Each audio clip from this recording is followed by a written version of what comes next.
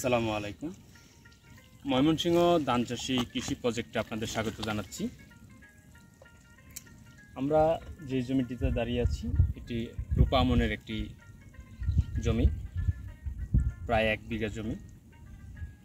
এখানে কিছু আগাছা ঘাস জন্ম নিয়েছে।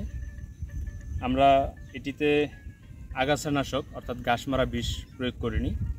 আমরা চেষ্টা করছি হাত নিড়ানি বা হুইডারের মাধ্যমে আগাছাগুলো নিড়িয়ে দিয়ে সার প্রয়োগ করার জন্য। এই জমিটির বয়স প্রায় 20 দিন প্লাস মাইনাস।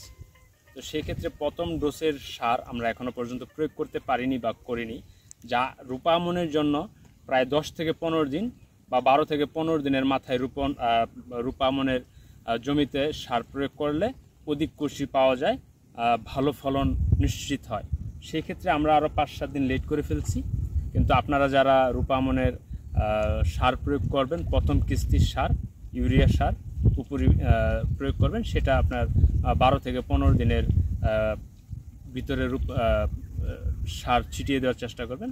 আমরা এটা 20 দিনের প্লাস হয়েছে জমির বয়স, এখানে আমরা সার প্রয়োগ করছি। তার আগে কিছু আগাছা আছে, সেগুলো আমরা হাত নিড়ানি এবং হুইডারের মাধ্যমে নিড়িয়ে দিচ্ছি।